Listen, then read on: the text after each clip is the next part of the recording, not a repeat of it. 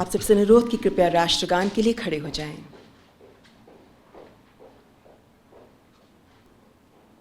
जनगण मन अधिनायक जय हे भारत भाग्य विधाता। पंजाब सिंध गुजरात मराठा द्राविड़ उत्कल बंगा।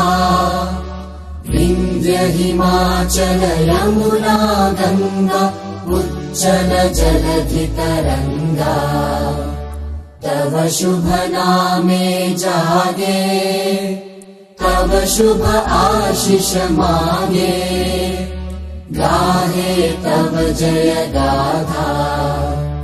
जनगण मंगलदायक जय हे भारत भाग्य विधाता। जय हे जय हे जय हे जय जय जय जय हे। नमस्कार।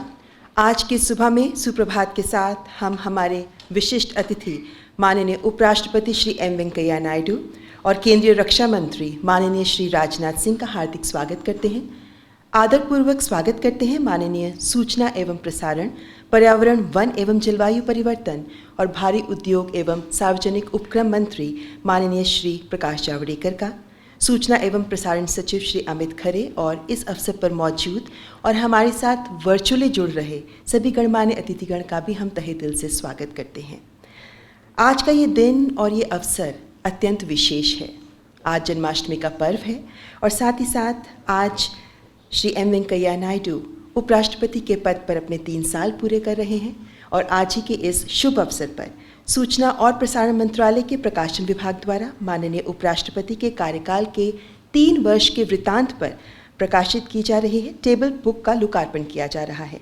ये जो कॉफ़ी टेबल बुक है जिसका आज लोकार्पण किया जा रहा है, इसका टाइटल है connecting, communicating, changing, a chronicle of the vice president of India Shri M Venkaiah Naidu's 3 years in office.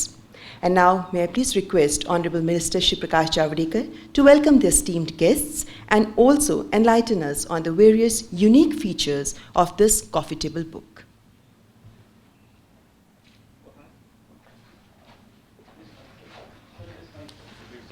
Sorry, sir.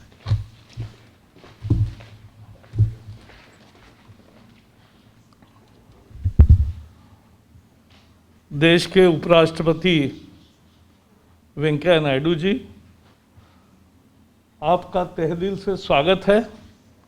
ये सूचना प्रसारण मंत्रालय का कार्यक्रम जिसमें आपकी किताब कनेक्टिंग, कम्युनिकेटिंग, चेंजिंग, इसका विमोचन देश के रक्षा मंत्री राजनाथ सिंह जी इनके कर कमलों द्वारा होगा।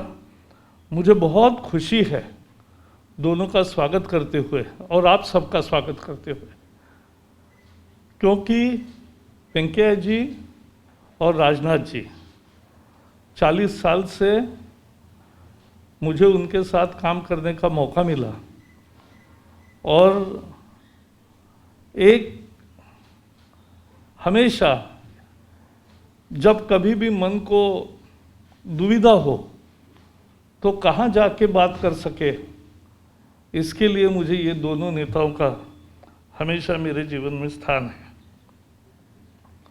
आज का ये किताब है, वो हेडिंग भी connecting with people via communication and for changing India. जो वेंकैया जी जो भाषण देते हैं, अब ये 3रा खंड प्रकाशित हो रहा है। मैं तो कहूँगा कि सभी कॉलेज के छात्र या जिनको भी अच्छा भाषण सीखना है, अच्छा भाषण करना है, अच्छे संदर्भ जुटाना है, वो अगर केवल वेंकैया जी के भाषणों को फॉलो करेंगे तो भी वो कभी भाषण में पूरा विचार होता है, पूरी इमोशन होती है और उसके साथ साथ एक जिस तरह से भाषा का सीधा प्रवाह चलता है वो बहुत काबिल तारीफ है। और इसलिए आज जो मूल कॉफ़ी टेबल बुक है उसका लोकार्पण रक्षा मंत्री राजनाथ जी करेंगे। राजनाथ जी की भी विशेषता है, उनके आवाज़ में जो जादू है वो समझने लायक है। शायद ही किसी नेता का इस तरह से आवाज़ का उनको जो देन है वो दिखती है और उसका प्रभाव पड़ता है। और इसलिए दोनों का स्वागत करते हुए मुझे बहुत आनंद हो रहा है। ये किताब आप पढ़ेंगे, सभी पढ़ेंगे, क्योंकि इस किताब में और इसके साथ हम ई बुक भी दे रहे हैं। आज का ज़माना है ई बुक का, तो ई बुक का केवल एक एक पेज आपके सामने खुलता जाएगा और आप पढ़ सकोगे, जब कभी चाहे उसका रेफरेंस ले सकोगे। सभी टॉपिक वाइज उसमें सूची भी है। तो ये एक बहुत महत्वपूर्ण काम हमारे प्रकाशन विभाग ने किया है। उनके भी सभी पदाधिकारियों को मैं धन्यवाद दूंगा और आप सबका फिर से एक बार स्वागत करते हुए मैं वाणी को विराम देता हूं। धन्यवाद। धन्यवाद माननीय मंत्री जी। और अब कॉफ़ी टेबल बुक को रिलीज़ करने का अहम क्षण आ गया है। मैं माननीय रक्षा मंत्री श्री राजनाथ सिंह से विनम्र अनुरोध करती हूं कि कॉफ़ी टेबल बुक का लोकार्पण करें।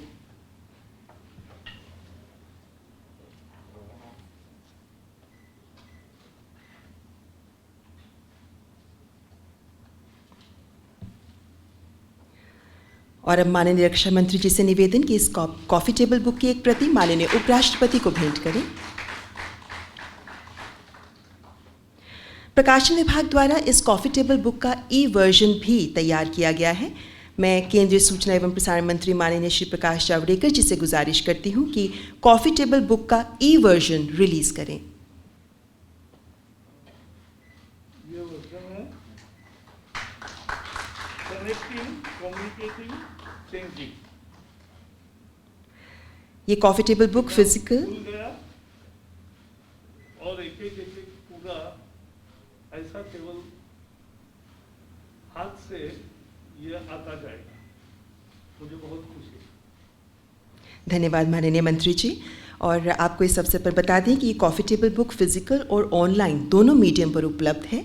ये भारत कोश पोर्टल और पब्लिकेशन डिवीजन की वेबसाइट से भी खरीदी जा सकती है और साथ ही ई कॉमर्स प्लेटफॉर्म्स अमेजॉन और गूगल प्ले स्टोर पर भी ये उपलब्ध है।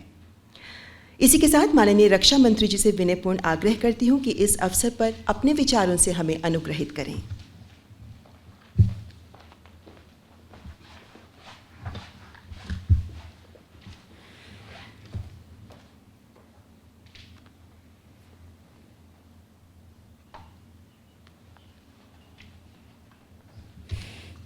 भारत के उपराष्ट्रपति आदरणीय वेंकैया नायडू जी, मंत्रिमंडल में हमारे सहयोगी और अभिन्न मित्र, क्योंकि हम दोनों लोगों ने साथ काम किया है यूथ विंग में, श्री प्रकाश जी जावड़ेकर सूचना एवं प्रसारण मंत्री, सभागार में मौजूद एवं इस वर्चुअल कार्यक्रम में अन्य स्थानों पर मौजूद सभी मेरे सम्मानित बहनों एवं भाइयों। हमारे भारत के आदरणीय राष्ट्रपति श्री वेंकैया नायडू जी के कार्यकाल के 3 वर्ष पूरे हो रहे हैं। इस कार्यक्रम के संचालक ने मुझे यह बतलाया कि आज ही के दिन 3 वर्ष उनके कार्यकाल का पूरा हो रहा है और आज श्री कृष्ण जन्माष्टमी का शुभ दिन है और सूचना प्रसारण मंत्रालय ने उनकी जो 3 वर्ष की गतिविधियां रही हैं, 3 वर्ष की जो उपलब्धियां रही हैं, मैं यह मानता हूं कि उनकी व्यक्तिगत उपलब्धि नहीं है, यह उपलब्धि तो हम सब की है। इन गतिविधियों और उपलब्धियों को बयां करने वाली, उसको बताने वाली यह कॉफी टेबल बुक है। बुक की क्या अहमियत होती है मैं एक शिक्षक हूं, अच्छी तरह मैं जानता हूं, और मैं कह सकता हूं कि books are our best friend. और मेरा विश्वास है कि यह कॉफी टेबल भी सदैव के लिए, तो कोई भी पुस्तक किसी की बेस्ट फ्रेंड नहीं होती, बिरले ऐसी पुस्तकें हुआ करती हैं, लेकिन कुछ समय के लिए जो भी पुस्तक वेंकैया जी पर लिखी जाएगी वह निश्चित रूप से वह पढ़ने वालों की दोस्त होगी, मेरा विश्वास है। क्यों? इसलिए कि आपके साथ काम करने का मुझे बहुत लंबे समय तक अवसर मिला है। भाषण की एक अद्भुत कला है। कभी कभी कलात्मक तरीके से अपने भाषण की प्रस्तुति कर देना, शब्दों का चयन करना, आर्टिकुलेट करना, यह सब सारी चीजें तो अपनी जगह पर होती हैं। लेकिन मैंने देखा कि जब भी आदरणीय वेंकैया जी ने अपने विचार व्यक्त किए हैं, केवल जुबान से नहीं बोलते हैं बल्कि वह दिल से बोलते हैं। राजनीतिक जीवन में बहुत कम ऐसे लोग होते हैं जो बहुत ही इमोशनल होते हैं, और मैं कहता हूं कि ये तो बहुत ही ज्यादा इमोशनल है।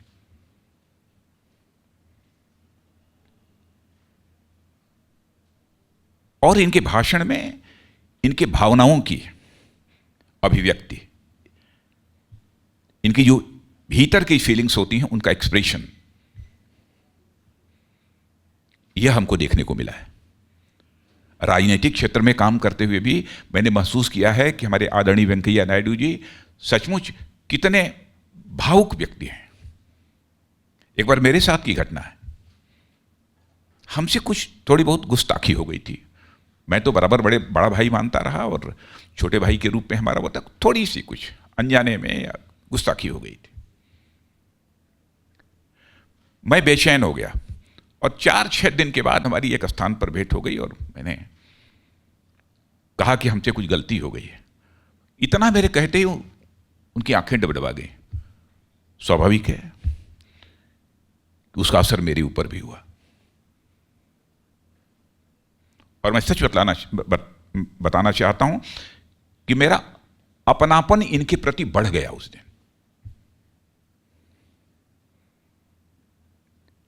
तो जो अच्छा भाषण देने वाला भी हो और भावुक भी हो, इमोशनल भी हो, निश्चित रूप से उनके भाषण रुचिकर होंगे, पढ़ने में लोगों का मन लगेगा।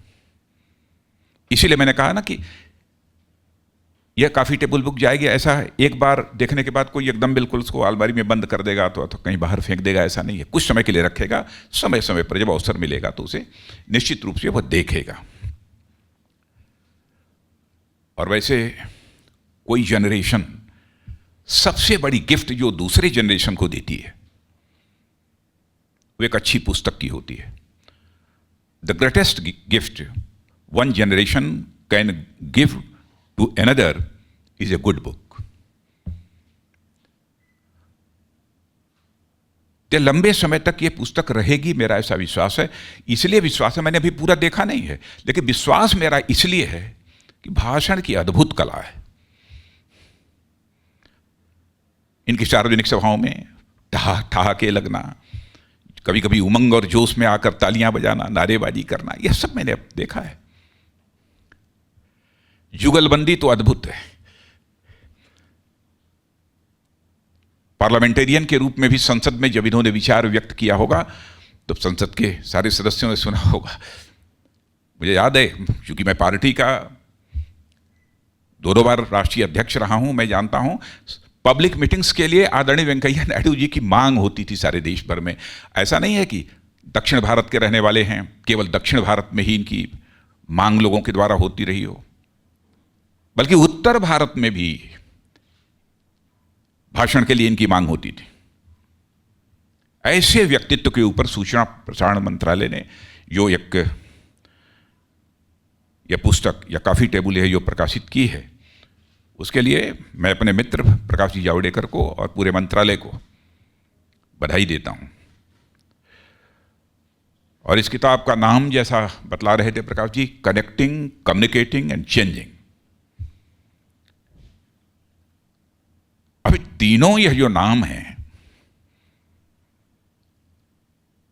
मैं ये सोच रहा था कि बहुत सोच समझकर जिसने भी रखा है बहुत सोच समझ के रखा है, क्योंकि जिंदगी हमारे आदरणीय वेंकैया जी 3C की राह पर चलते रहे हैं। यही है 3C: connecting, communicating and changing. बराबर इसी 3C की राह पर चलते रहे हैं। और चलते कैसे रहे हैं, मैं ये कहूं, चरैवेत ये सुना होगा आप लोगों ने, चलते रहो चलते रहो। इनके जीवन का आदर्श रहा है चरैवेत। और वाइस प्रेसिडेंट के रूप में भी आप लोगों ने देखा होगा कि ये बैठते नहीं हर समय। यदि सुबह कहीं पर हैं तो दोपहर को कहीं पर हैं तो शाम को कहीं पर है। चलते रहना, यही एक इनके जीवन का आदर्श रहा है। और इसे बहुत ही अच्छी तरह आदरणीय वेंकैया जी ने अपने जीवन में ग्रहण किया है। और वाइस प्रेसिडेंट के रूप में भी बराबर दौड़ते ही रहते हैं। मुझे याद है कि एक बार आदरणीय अटल जी ने कहा था, जब ये आप पार्टी के राष्ट्रीय अध्यक्ष थे, तो अटल जी ने कहा था, मुसीबत है, हम लोगों को ऐसा कोई राष्ट्रीय अध्यक्ष मिला है जो खुद दौड़ता रहता है और हम लोगों को भी दौड़ाता रहता है। अटल जी ने एक बार इनके बारे में यह कहा था। और मैं मानता हूं कि समय बदल गया है, राहें बदल गई हैं, परंतु आदरणीय वेंकैया जी के अंदर चरैवेत का भाव आज भी यथावत है।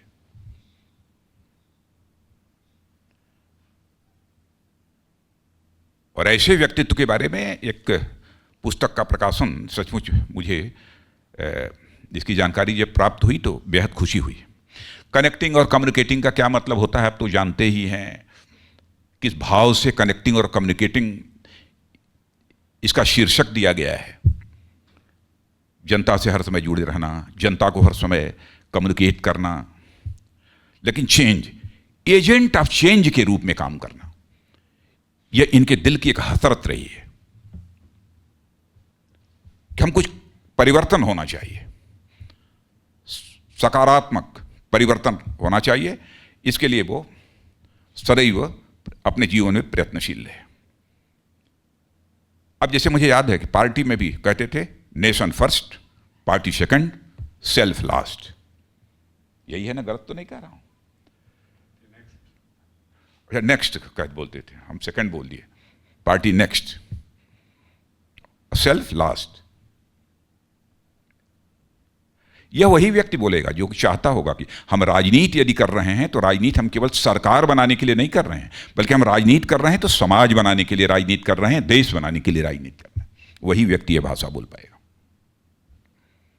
और आपके दिल की एक हसरत रही है सशक्त, स्वाभिमानी और समृद्धशाली भारत का निर्माण। और कितने सौभाग्यशाली हैं हमारे आदरणीय उपराष्ट्रपति महोदय, इनके उपराष्ट्रपति रहते ही हमारे प्रधानमंत्री आदरणीय नरेंद्र मोदी जी के नेतृत्व में भारत सशक्त भी हो रहा है और स्वाभिमानी भारत के रूप में एक अपनी सारे विश्व में छवि भी बनाने में कामयाब हुआ है। और आर्थिक दृष्टि से भी, मैंने जिस तेजी से भारत आर्थिक दृष्टि से भी बढ़ रहा था, यदि यह पेंडेमिक न आया होता तो शायद वो अवरोध न पैदा रहा होता, तो हम आगामी कुछ वर्षों के अंदर ही, 7 वर्ष लगता, 8 वर्ष लगता, हम भारत को दुनिया की टॉप 3 इकोनॉमीज में लाकर खड़े होने में कामयाब होते। लेकिन हम आश्वस्त हैं, भारत बढ़ेगा। इस संकट की घड़ी को भी प्रधानमंत्री ने चुनौती के रूप में स्वीकार किया है। और आगे का रास्ता क्या हो सकता है भारत को आर्थिक दृष्टि से भी समृद्धशाली बनाने का, उसके बारे में भी एक दृष्टिकोण उन्होंने अपना प्रस्तुत किया है। अब मुझे बतलाया गया कि इसमें 70 लेक्चर्स हैं, 14 कन्वोकेशंस में जो आदरणीय वेंकैया जी की जो स्पीचेज हैं वो भी हैं, और बहुत सारे,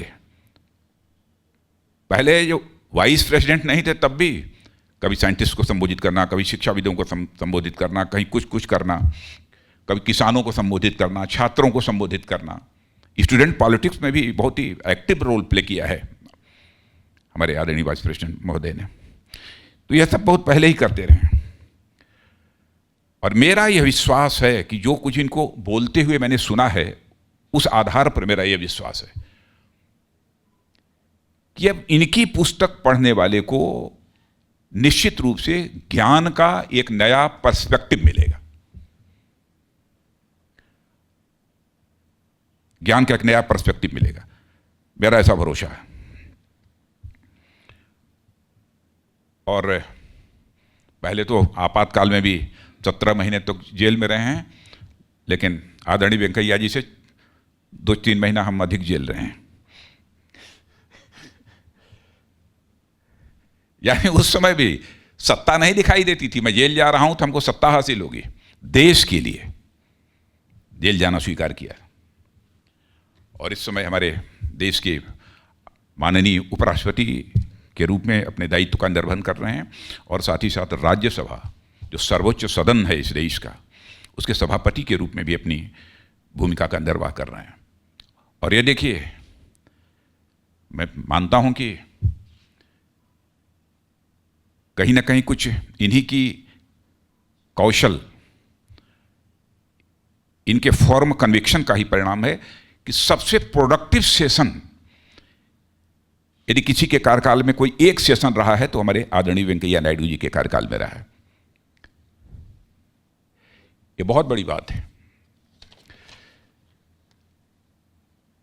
और सीजन्ड एक्सपीरियंस्ड एक पॉलिटिशियन के रूप में तो इनकी इमेज प्रारंभ से ही रही है। आदरणीय अटल जी की गवर्नमेंट में भी बहुत ही, अटल जी स्वयं भी तारीफ करते थे रूरल डेवलपमेंट मिनिस्टर के रूप में भी जब ये काम कर रहे थे, और मैंने तो अर्बन डेवलपमेंट मिनिस्टर के रूप में काम करते हुए आज के प्रधानमंत्री आदरणीय मोदी जी के साथ देखा है। और कैबिनेट में सचमुच बिल्कुल बराबर कैबिनेट मिनिस्टर्स को भी समय समय पर मैसेज देते रहना, जो भी उचित है, क्या करना चाहिए कैबिनेट मिनिस्टर के रूप में, यह सब भी वेंकैया जी कहने में कभी भी संकोच इन्होंने नहीं किया। और मैंने देखा है इमोशनल होने के साथ ही साथ एक फॉर्म कन्विक्शन वाला व्यक्तित्व इनका रहा है। और कभी मुझे ऐसा लगा कि इनके अंदर भय नाम की कोई चीज है ही नहीं, निर्भीक व्यक्तित्व रहा इनका। मेरा विश्वास है कि यह जो कॉफी टेबल बुक है वो निश्चित रूप से स्टूडेंट भी देखेगा और साथ ही साथ एडमिनिस्ट्रेटर भी देखेगा और वह लाभान्वित होगा। मैं आप सबसे इस अच्छी पुस्तक कॉफी टेबल को पढ़ने का अनुरोध करते हुए और आदरणीय उपराष्ट्रपति महोदय के प्रति हृदय की गहराइयों से सम्मान की अभिव्यक्ति करते हुए अपना निवेदन समाप्त करता हूं। धन्यवाद।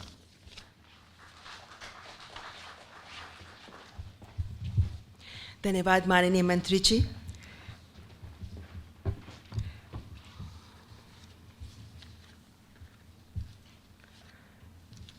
और अब इस अत्यंत विशिष्ट अवसर पर मैं परम आदरणीय उपराष्ट्रपति माननीय श्री एम वेंकैया नायडू जी से करबद्ध निवेदन करती हूं कि इस सुअवसर पर अपने विचारों से हमें कृतार्थ करें।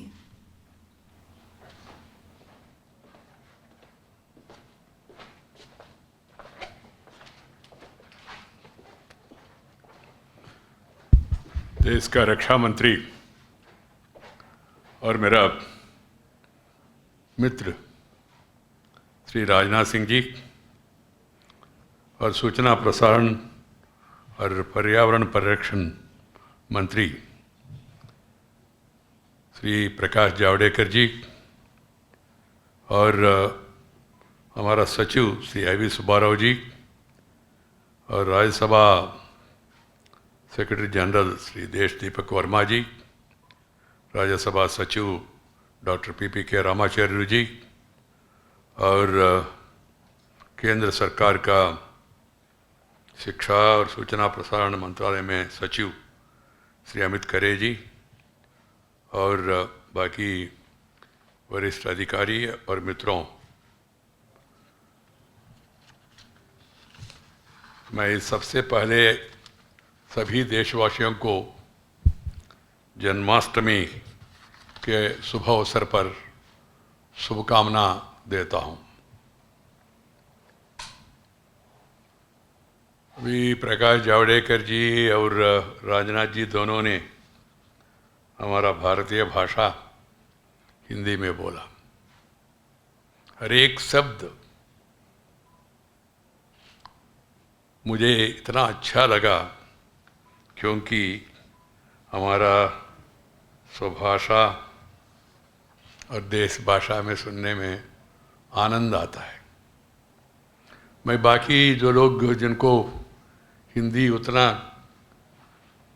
अच्छी तरह समझने की स्थिति में नहीं है, उन लोगों के लिए थोड़ा मैं अंग्रेजी में बोलूँगा।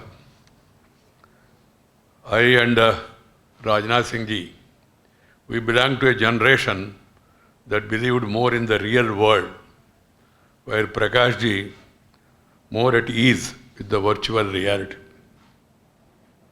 Change is the only constant of life.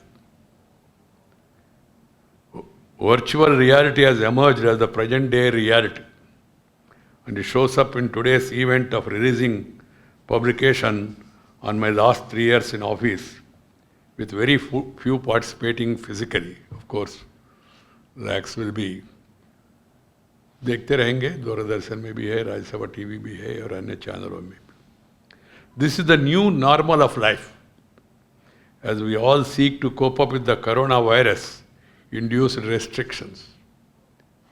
ये restrictions का ये पेंडिंग में है, पैंडेमिक का, इसका एंडिंग कब होगा मालूम नहीं।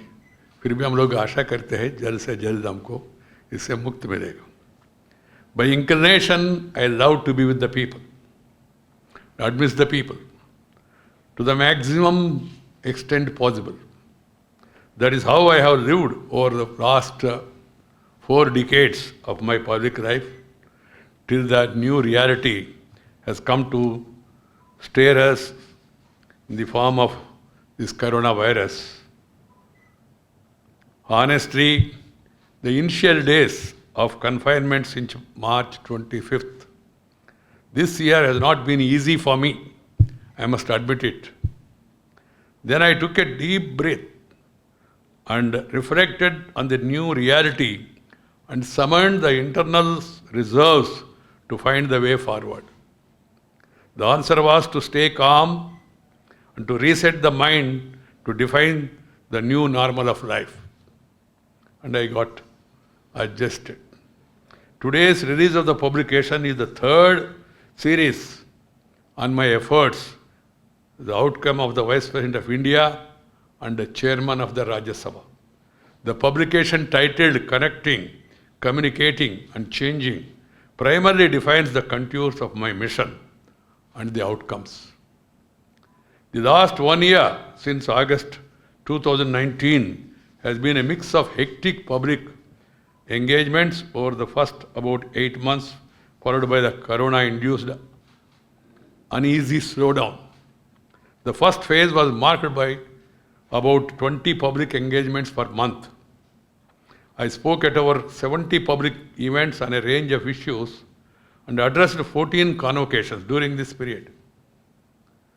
The last year, my target groups have been the farmers, who are my first love, the youth, including the students, who are the future of our nation, the scientists and experts who offer solutions to make our life better and make us happy, the administrators who really implement the policies that are formulated, the captains of industry who add to our wealth, and the doctors and others who take care of our health, and the Indian diaspora while I am on foreign visits.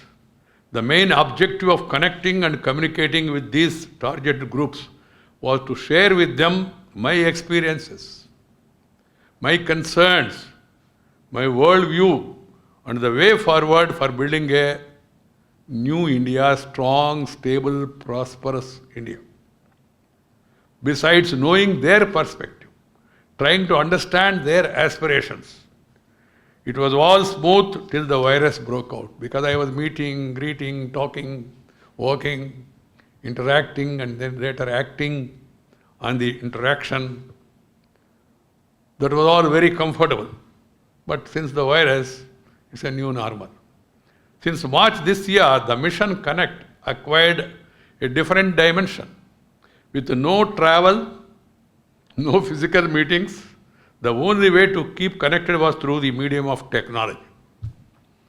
As I came in terms with myself after the initial hesitancy, since the lockdown, I was keen to know how my old and long-term acquaintances were coping with the corona threat. As these inquiries proved beneficial, I scaled up the mission. I reached to around 1,600 or so people, including school, college, and university mates. I enjoyed it. They also enjoyed. The teachers, the colleagues, legislators, including almost all the members of the Rajya Sabha. I personally spoke to them. And also our media friends who are working and who are retired but not tired. This has been a very revealing and rewarding experience for me, interaction with these people. As the scale of viral infection kept growing and the myths and misinformation finding wider currency, I was keen to share verified and authentic information regarding the virus, its spread and disease, the precautions to be taken both to prevent it and overcome it also. I was keen to make the people not to panic and instead make only a few changes in their daily habits. Social media came handy in this regard. I posted around 350 tweets and 55 Facebook posts since April this year. I made a good use of the time available to read widely, to enrich my knowledge.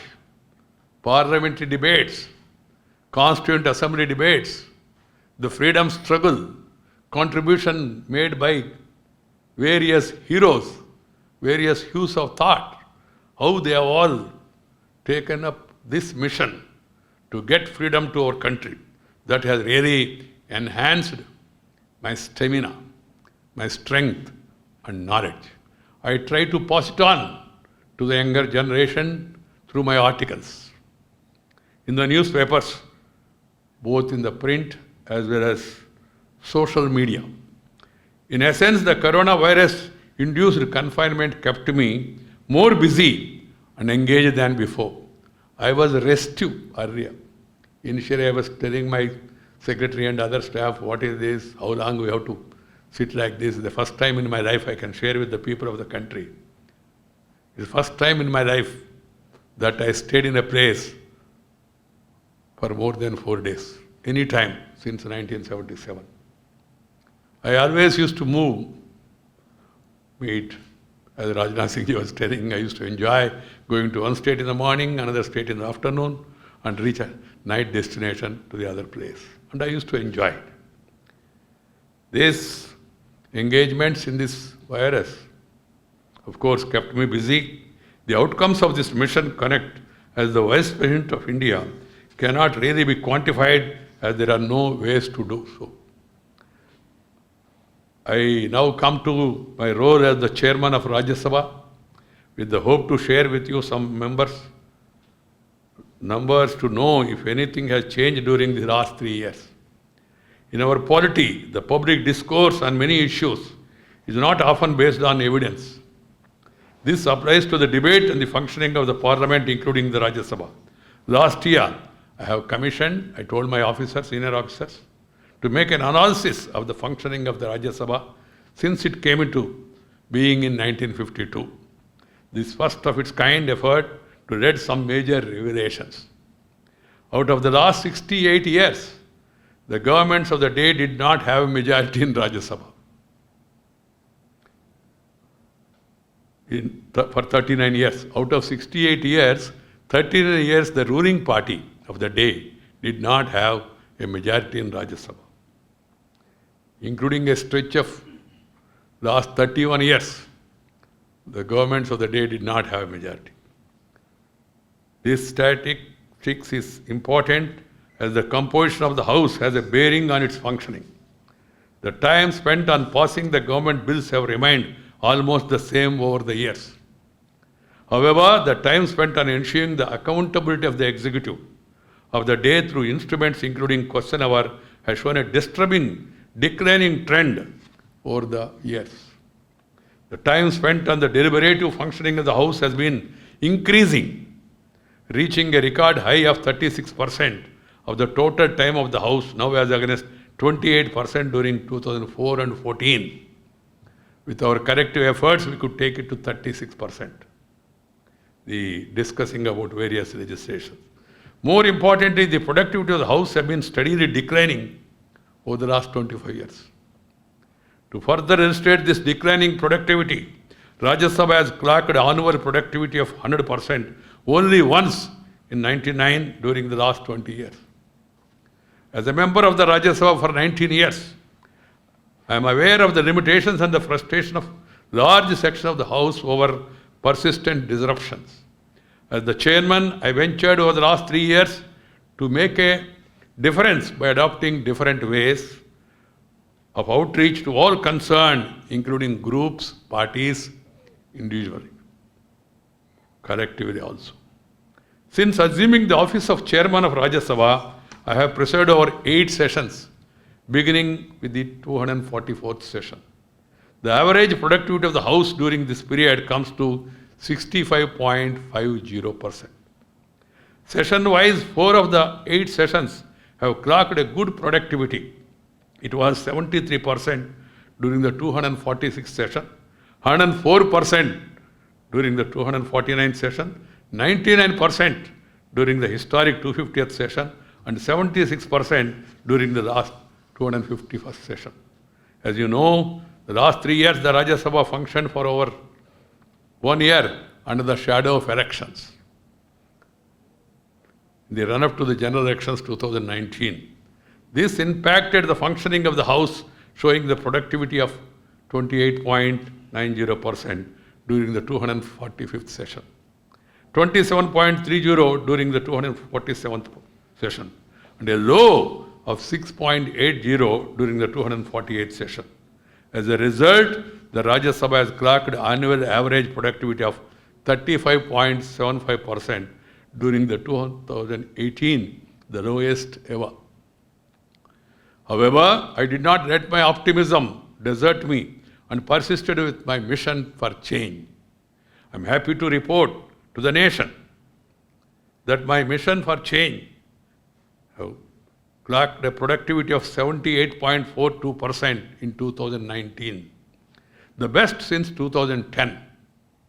The consistently high productivity during the last 3 sessions is a certain indication of winds of change. That's where this word of changing comes. During the last 3 years, Rajya Sabha passed around 93 bills, including several far-reaching ones. 60 bills amounting to 65% of the total were passed during the last 3 sessions. This further supports the visible winds of change in the form of improved legislative output. This has to be noted. The functioning of the 8 department-related standing committees of Rajya Sabha has been another area of my concern. I have been sharing the same with the chairman of those committees and leaders of various parties. I am happy to report that the average attendance in the meetings of these committees have for the first time crossed over 50% during 19 and 20. It has been 50.73% as against the average attendance of 42.29% earlier. Also, number of meetings held without quorum has fallen from 38.77% during 2018 to 10.20% during 1920. There is a marked improvement. The number of meetings with over 50% attendance increased from 14.28% to 51.02% during this period. This is yet another confirmation of the winds of change that I was referring to. My dear friends, dispelling the apprehensions voiced in the Constituent Assembly over the need for a Rajya Sabha, this august institution has functioned as a constructive partner in legislating for the country's transformation over the last 7 decades. In line with this spirit, despite composition of the House and stated positions, Rajya Sabha has recently passed certain major bills like the Triple Talaq Bill, the Jammu and Kashmir Reorganization Bill, which is historic, and the Citizenship Amendment Bill. The House has also witnessed quite a few quality debates and also discussions. Amidst the winds of change, I am aware that about 1/3 of the valuable functional time of the House was lost due to disruptions during the last 8 sessions. Collectively, all sections of the House need to strive to bring down this disruption quotient. This is my area of concern. There is an improvement, but I am not still fully satisfied because there is scope for further improvement. The expectations of the people are very high, and we are House of Elders. So we must set up standards and live up to the expectations of the people. Whatever change was visible in the functioning of the Rajya Sabha, it was an account of understanding shown and cooperation extended by the leaders and members of various parties. I compliment all of them for the same and urge them to do even more. We need to ensure that our parliament and legislatures become more vibrant and robust by raising the standards and qualities of debates, as also by adopting a constructive approach. As we are all close to celebrating the 75th year of the independence of India, our great nation, in 2022, all of us need to remind ourselves of the inspiring ideals of the freedom struggle espoused by Mahatma Gandhi and other great leaders. All individuals and the institutions, including the legislature, shall resolve to do their best to keep up our nation in the forefront of the world leaders, given our innate potential and capabilities to be so. This is my appeal to the people. In the last few years, the government have launched several initiatives to improve the ecosystem of governance, the innovation, and the entrepreneurship, besides removing various hurdles adversely impacting different sectors. Greater emphasis is being laid on building a knowledge society through promotion of science, research, and excellence. The quest for excellence is seen in various levels of governance and among the people. The youth of the country must be motivated to join the developmental path more aggressively. That is the reason for my regular interaction with the youth of the country. While our scientists and researchers must come up with innovations and out-of-box concepts and solutions that address like climate challenge to make our life better and happy. They must focus on making the lives of the people not only comfortable but make happy. Science must also be used to make agriculture more productive and create greater wealth for farmers and the nation.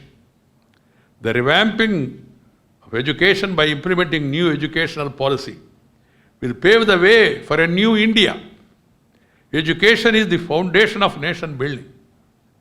We should ensure that children and youth of the country remain rooted to the Indian ethos and learn as many languages as possible, especially the mother tongue. That's why I always say mother tongue, motherland. And the mentor, they should always guide us. They are the motivating spirit. We should respect them, promote them, propagate them. Language should be a catalyst for inclusive development. We in India are fortunate to be heirs to a great linguistic tradition. Our country is a linguistic treasure house. Ours is a nation that is widely acknowledged for its extraordinary linguistic and cultural diversity. The plurality and coexistence of multiple languages add color and vitality to our country and make it unique. Our languages are a repository of our collective knowledge and wisdom, which we have amassed over the course of the long journey of our vibrant civilization. We need to preserve our language and culture. We must start by offering in our schools a curriculum in which the mother tongue of the learners is the medium of instruction, at least at primary level, as suggested by the new education policy. I would like to compliment Sri Kasturi Rangan committee, the members, and also the present government and the minister and the secretary and all concerned who are trying to take it forward. Because education in mother tongue lays the foundation. That's why I always give simple example to the people. There is a debate going on whether we should learn English. Is it not necessary? Yes, English is also necessary. But mother tongue is a must. See, mother tongue like is your eyes. The other language is like spectacles. If you have eyesight, the spectacles will improve your foresight. Otherwise, you will not be able to see anything. That is the importance of the mother tongue. So it is time the government of India, state governments, private sector, all apply their mind, including the parents, to focus the attention on imparting primary education in the mother tongue. We need to work with renewed vigor in trying to reach goals set by us and ensuring various institutions become more robust and effective in discharging these functions. All efforts shall be made to realize the target set for 2022 by the government, besides meeting the sustainable development goals by 2030 set by the United Nations. These goals, as I outlined earlier, were set by the government, by the country. What are the goals by 2022? So everybody, all the stakeholders must focus their attention in realizing the target. 2022 is not far away. And 2030 also is not far away. Sustainable development, the planet must live in happiness, in harmony, in prosperity, with love and affection. For that, sustainable development goals are very important. Poverty, illiteracy, inequality, gender discrimination, corruption, and all other social evils shall be eradicated at the earliest through collective efforts. Mere governmental efforts alone will not suffice. All of us should join together. And one has to bridge the urban-rural divide and ensure that fruits of development reach everyone. जो अंतिम पंक्ति में बैठे उनका उत्थान पहले होना चाहिए. महात्मा गांधी जी ने कहा, अंबेडकर जी ने कहा और दीनदयाल जी ने कहा. Let us convert hard-won Swaraj into an all-encompassing Swaraj, good governance. Let us convert Swaraj into Suraj. In the present world order, it is the economic power built on its various supporting pillars that gives the space and voice to influence the course of events at global level. Our country should realize its potential, economic potentiality to get its due place in the Committee of Nations. The economic disruption caused by the COVID pandemic shall be put behind at the earliest to hit the high growth rate trajectory. This calls for resolve and united effort. On this occasion, I would like to humbly submit my mission Connect and Communicate for Change over the last 3 years. The aim is to realize the change. We need to adopt a more positive attitude and strive hard to make the country economically stronger, stable, secure. Today, India is at the crucial transformation movement, led by the Prime Minister's extraordinary dynamism. I use the word extraordinary. Amazing energy the Prime Minister has. The new ideas, programs, schemes. All the time thinking about the country and the poor and the ordinary people, and then formulating and coming out with schemes. Our Prime Minister Sri Narendra Bhai Modi is leading from the front. The country as a team is taking rapid strides towards the inclusive and sustainable development. We should all join and accelerate the developmental process. If we can sustain the momentum and work together, we shall be able to unveil Shrestha Bharat, Samruddha Bharat, Swachha Bharat, Swastha Bharat, and Atma Nirbhara Bharat. that we have been collectively dreaming of. As I complete my third eventful year in office today, I eagerly look forward to return of normalcy so that I can restart my favorite activity of interacting and mingling with the people, not virtual but actual. Rest makes me restive. I feel invigorated and regenerated when I meet people from different walks of life. Farmers, youth, scientists, social workers, young officers and entrepreneurs. Until the situation improves, let us all continue to make precautions, wearing masks, observing social distance, taking all the necessary precautions and helping the helpless, coming to their aid in need. I would like to thank the President of India, Sri Ramnath Kovind ji, for his kind greetings. I also thank Sri Rajnath Singh ji and Sri Prakash Javadekar ji for being with us on this occasion. I appreciate the efforts of the Ministry of Information Broadcasting, especially the Publication Division, in bringing out this book. Thank you very much. Namaskar. Jai Hind. Nandri. Vanakkam.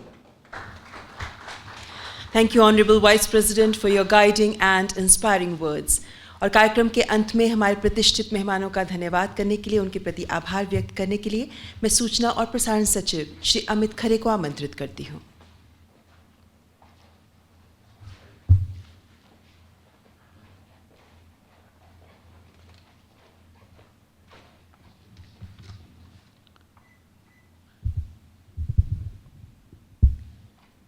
माननीय उपराष्ट्रपति Shri M Venkaiah Naidu ji, माननीय रक्षा मंत्री श्री राजनाथ सिंह जी, माननीय सूचना प्रसारण, one पर्यावरण, भारी उद्योग तथा लोक उपक्रम मंत्री श्री प्रकाश जावड़ेकर जी, सभागार में उपस्थित सभी गणमान्य जन तथा ऑनलाइन माध्यमों से जुड़े हुए लाखों दर्शक एवं श्रोतागण, सूचना एवं प्रसारण मंत्रालय की ओर से तथा अपनी ओर से मैं माननीय उपराष्ट्रपति जी का हार्दिक धन्यवाद और आभार व्यक्त करता हूं कि उन्होंने इस कार्यक्रम हेतु अपनी अनुमति प्रदान की एवं अपना बहुमूल्य समय दिया।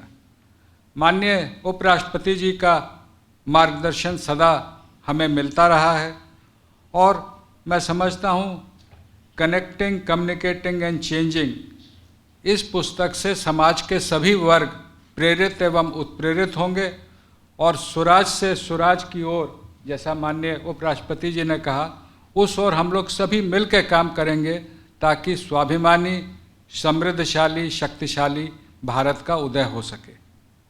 मैं माननीय रक्षा मंत्री जी के प्रति हार्दिक कृतज्ञता ज्ञापित करता हूं। उन्होंने अपने व्यस्त कार्यक्रम से समय निकालकर यहाँ अपना उद्बोधन करके हमें उत्साहित किया। महोदय, रक्षा मंत्री महोदय ने पुस्तकों के बारे में एक बहुत बड़ी बात कही, books are the best gift from one generation to another. हमारे मंत्रालय का प्रकाशन विभाग निरंतर इस ओर प्रयास कर रहा है कि जितने भी संभाषण और भाषण होते हैं माननीय राष्ट्रपति जी के, उपराष्ट्रपति जी के, माननीय प्रधानमंत्री जी के, प्रतिवर्ष उसको प्रकाशित करके आने वाली पीढ़ियों के लिए ऑनलाइन माध्यम से और ऑफलाइन दोनों माध्यमों से उपलब्ध कराया जाए। माननीय रक्षा मंत्री और माननीय उपराष्ट्रपति जी का परस्पर साथ एवं सहयोग वर्षों पुराना है और आज अपने उन अनुभवों से आपने हमको अवगत कराया और निश्चित रूप से उन अनुभवों से और विशेष रूप से जो आपने पूर्व प्रधानमंत्री श्री अटल बिहारी वाजपेयी जी की जो यादें रखी, उससे निश्चित रूप से हम सभी प्रेरित होंगे। माननीय सूचना एवं प्रसारण मंत्री के मार्गदर्शन में हम सभी अपने आप को और अधिक बेहतर करने की ओर हमेशा अग्रसर रहते हैं, क्योंकि उनका यह प्रयास रहता है कि हर चीज़ बिल्कुल परफेक्ट होनी चाहिए। महोदय, आपका मार्गदर्शन हमें हमेशा मिलते रहा है और इसके लिए मैं आपका आभार व्यक्त करता हूँ। इस कार्यक्रम के आयोजन में माननीय उपराष्ट्रपति जी के सचिव डॉक्टर IV सुब्बाराव जी और उनकी पूरी टीम ने अत्यधिक सहयोग किया है।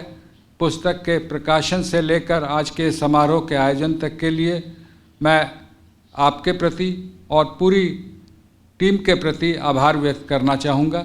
हमारे बीच राज्यसभा के महासचिव श्री देश दीपक वर्मा जी, प्रसार भारती के CEO श्री शशि शेखर वेम्पति जी और PIB के महानिदेशक सहित सभी गणमान्य अतिथि यहाँ उपस्थित हैं। मैं उन सभी का आभार व्यक्त करते हुए विशेष रूप से प्रकाशन विभाग की जो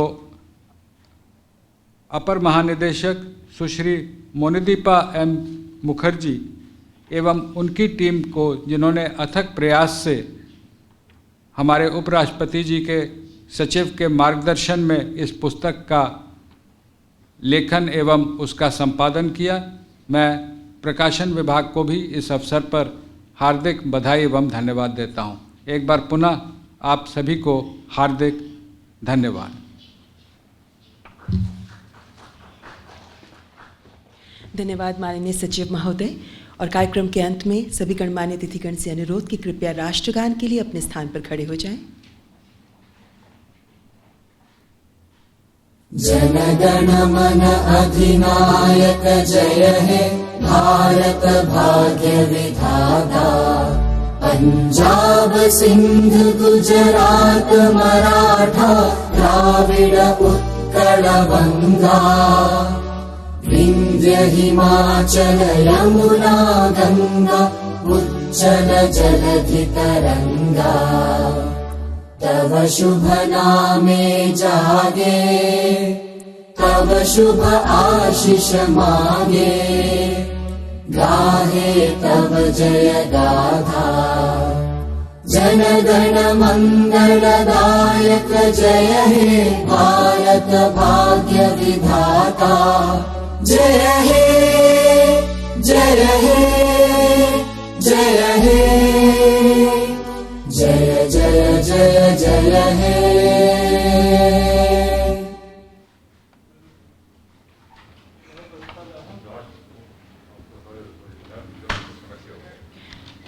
मेहमानों के प्रस्थान करें तक कृपया अपने स्थान पर बने रहें।